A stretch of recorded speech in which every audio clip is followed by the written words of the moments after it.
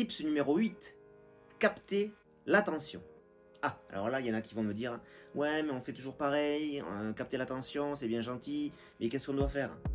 Eh bien, creusez-vous un peu les méninges et essayez de chercher un angle d'attaque qui surprendra votre audience.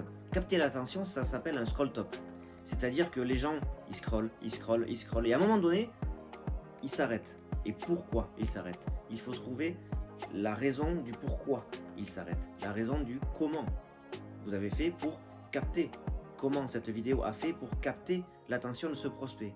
Parce qu'il s'est passé quelque chose.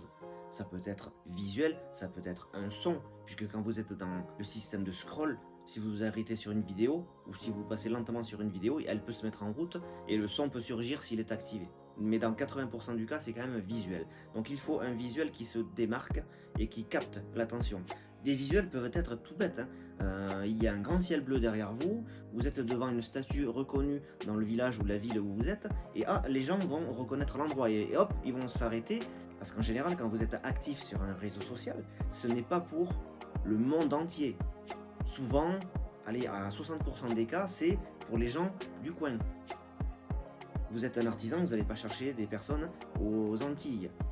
Vous êtes dans la cuisine, vous êtes un restaurateur, vous n'allez pas chercher des clients à Paris si vous habitez à Bordeaux. J'ai pris des grosses villes, mais je peux prendre des petites villes. Vous comprenez l'idée.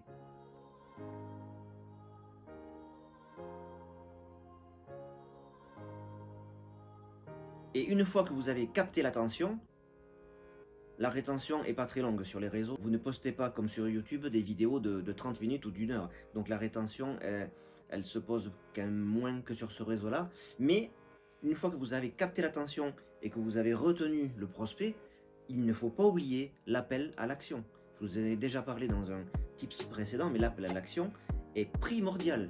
Il y a encore beaucoup de personnes qui ne le font pas. D'ailleurs, à la fin de mes vidéos, moi je vous le dis, likez, partagez, commentez et je vous répondrai. Il faut le faire et il faut le dire.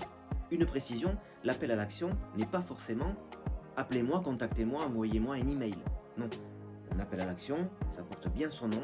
Si c'est « allez voir sur ce site parce que ça va vous apporter énormément de valeur », il faut le dire. Si c'est « allez voir un tel qui habite à 500 mètres de chez vous parce que lui, il aura la solution pour votre problème », il faut le dire.